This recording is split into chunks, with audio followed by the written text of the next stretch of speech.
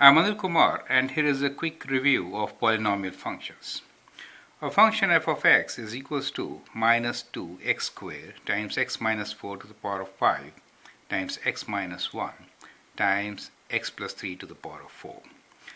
Now let's try to understand what this polynomial function really is.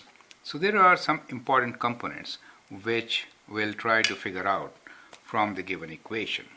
First one is the degree. So whenever a polynomial is given to us, we can always find its degree from the given equation.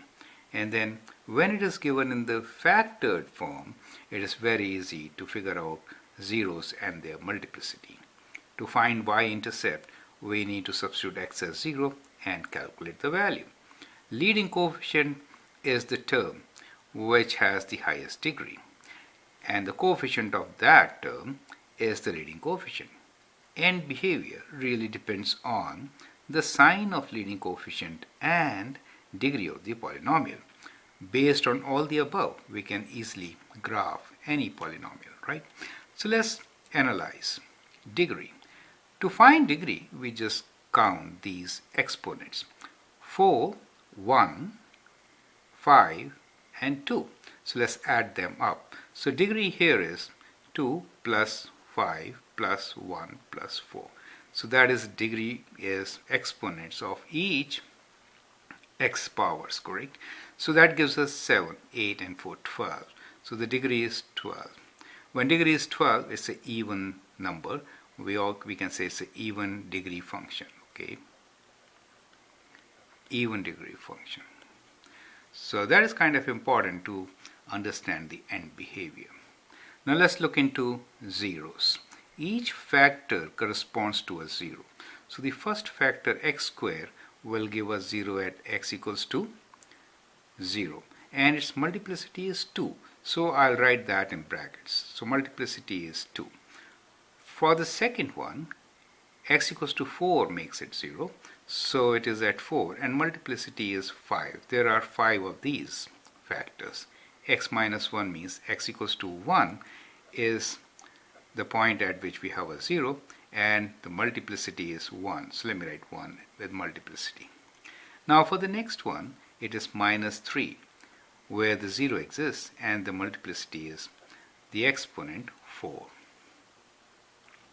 Y-intercept. Y-intercept, as we discussed, is the value of the function at x equals to 0. So we can place x equals to 0 and evaluate.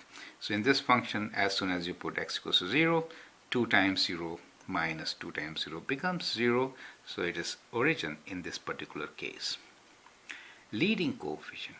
Now when given in this form, it's very easy to find leading coefficient. So when you multiply all these, the highest power will be of this x. Minus 2 will be the leading coefficient, right? So the leading coefficient for us is minus 2. Minus 2 means negative. Is that okay? Negative. End behavior. Now, if we have even degree, that means both sides are facing in the same direction, right?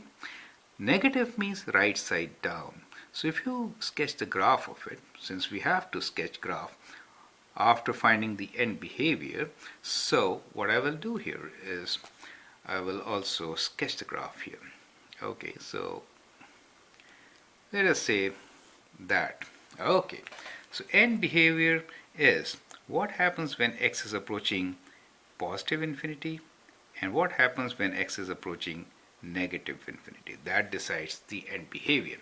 Since the leading coefficient is negative, right side has to be downwards. And since it is an even degree function, both will face same. So both will approach negative infinity, right? So when x approaches positive infinity, y approaches negative infinity, and when x approaches negative infinity, y also approaches negative infinity. That is the end behavior. With all these characteristics, we can easily sketch our graph. Okay, so let's do sketching of the graph now. So we'll start with zeros. Zeros are at 0 with multiplicity 2. Okay, then we have 0 at 4. So plus 4. So let us say this is 4 for us. Okay, Then we have 0 at 1. So let us say this is 1 for us. Okay. And then we have 0 at minus 3. So minus 3, let's take it this side. Minus 3.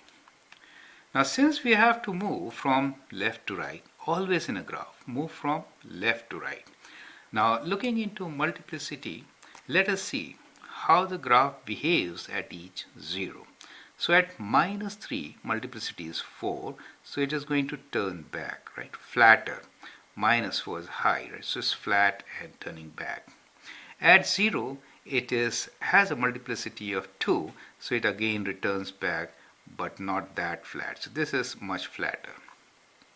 So that is how multiplicity of 2 and 4 are different.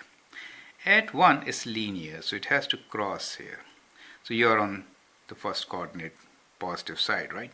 And then we have here as 4, multiplicity is 5.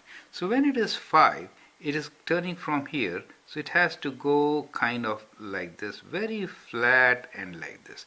So that is the nature of the graph at 3, where the multiplicity is rather 4, where the multiplicity is 5. Correct? Connecting these points gives us the graph. So let me just connect them now. So we have this function coming like this, right? So we have this going like this. Is it okay? And here let's connect them with a line, and there you go. You see how I'm connecting, right? So that is how you could connect. This is slightly not that good, but you could have done a better job. So that is how you can actually sketch your function. So this is our x-axis, f of x. And these points are the zeros. Starting from left, we had minus 3 here. So let me write minus 3. And then we had 0. And that one is at 1 linear. And this is at 4 with degree 5. I hope with this you also understand how to sketch polynomials, correct? So that should help you to understand all these things. Now here's a practice question for you. So I'll give you another function g of x, which you should be in a position to sketch, okay? So instead of negative, I'll take positive, right? So let us say we have x minus 1 to the power of 3, x plus 2 square, and x plus 7 to the power of, let it be linear, okay? Let us say this is your function. Try to sketch it. Thank you and all the best.